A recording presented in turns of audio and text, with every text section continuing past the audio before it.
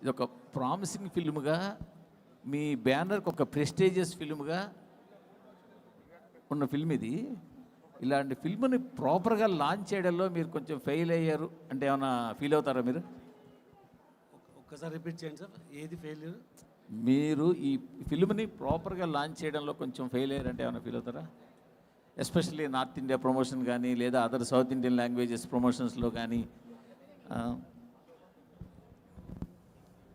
బేసిక్గా ఈ ఫిలిం మీద there are certain expectations.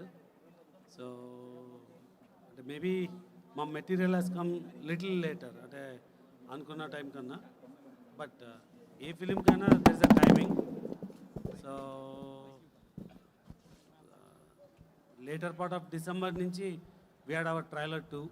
So trailer 2 to date అంటే it's picking quite well. From a curiosity point of view అంటే last 1 year నుంచి this enough curiosity. So అంటే మరి మీరు అంటే ఏ మెజర్ మీద మెజర్ చేస్తారో తెలియదు, కానీ we are moderate to better situation right now. అంటే ఇప్పుడు ఇట్లాంటి సినిమాకి ఒక ప్లానింగ్, పబ్లిసిటీ ప్లానింగ్ అనే ప్రాపర్గా ప్లానింగ్ ఉంటుంది కదా, ఆ ప్రాపర్ ప్లానింగ్ అంతలా కనపడలేదు అనే కంప్లైంట్ బయట ఉంది. అది నేను చెప్పేది. It's not from my side, but బయట ఉన్న కంప్లైంట్ అంటే ప్రాపర్గా నార్త్ ఇండియాలో ప్లాన్ చేయలేదు పబ్లిసిటీ అదిని అని చెప్పేసి. అంటే అంటే we see some marketing reports అండి ఇన్ టర్మ్స్ ఆఫ్ అంటే టిపికల్గా రీచ్, బజ్, అపీల్ అని చూస్తారు. సో డెఫినెట్గా we have the best reach, best buzz, best appeal in most of the north. Definitely, we are very, very extraordinary in Telugu states, Bangalore. Of course, Tamil, we are coming with other large films, so we are not in the same scale. And like any other language movie, it's difficult to achieve the same thing in Tamil. So Hindi work, I think we have a decent reach and appeal. So like any film in Hindi, it takes time for 2 to 3 days after the release. Based on the film, it will catch up. So ఎన్ని స్క్రీన్లు వచ్చాయి north ఇండియాలో? ఏదండి north ఇండియాలో ఎన్ని స్క్రీన్లు? North India I don't have exact number, but that will be anywhere from 3800 to 4500 screens. Murthy గారి క్వశ్చన్కి కొంచెం ఎక్స్టెన్షన్. ప్రభాస్ గారిని ముంబై కానీ నార్త్ సైడ్ కానీ తీసుకెళ్తే ప్రమోషన్కి కొంచెం హెల్ప్ అయ్యేదేమో ప్రమోషన్కి. ఆయన అడగలేదా మీరు, లేదంటే ప్రభాస్ గారికి ఫ్రీ హ్యాండ్ ఇచ్చేసారా? అంటే we're the lucky ones to get Prabhas garu for A event. అంటే అంటే నాకు తెలిసి రాధేశ్యామ్ తర్వాత ఆయన ఈ didn't do any event. So we're the lucky ones. అంటే initially we plan to do it in America, but we thought because of the post production work it may not be feasible అని. So then we did a event in Hyderabad. So you cannot expect so much to do multiple locations. Thaman garu నాచే పాటకు huge response వస్తుంది, కానీ music డైరెక్టర్లు స్వతహాగా remix చేయడానికి ఇష్టపడరు.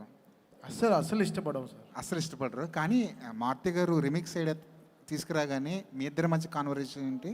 ఆయన మిమ్మల్ని ఎలా ఒప్పించారు రిమిక్స్ చేయమని? ఒప్పించడం ఏముంది సార్, ఈ ప్లాన్ వాళ్ళకి స్క్రిప్ట్ చేసినప్పటి నుంచే ఉంది, ఎక్కడో మధ్యలో వచ్చిన ఇష్యూ కాదు.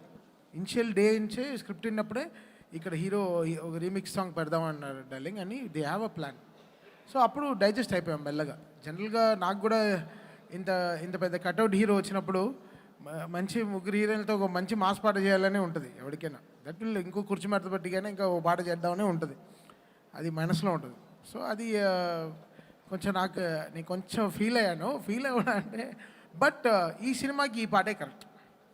అంటే ఈ సిచ్యువేషన్కి ముగ్గురు హీరోయిన్లతో ఈ పాట అవడం.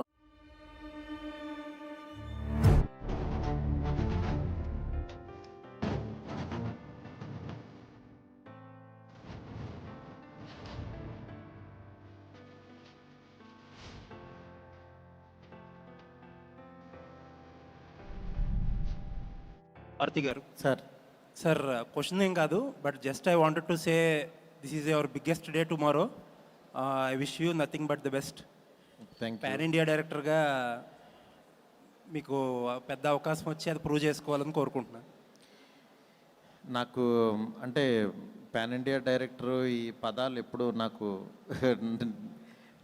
నాకు అవి పెద్ద డైజెస్ట్ అవ్వగానే ఒకటే, నాకు ప్రభాస్ గారు నన్ను నమ్మారు, నేను ఆయనకి బెస్ట్ ఇవ్వాలి, అంతే నేను చేద్దామనుకున్నది. అది డెఫినెట్గా నేను ఎంత చేయగలుగుతానో అది మాత్రం ఈ సినిమాకి చేశాను అనుకుంటున్నాను.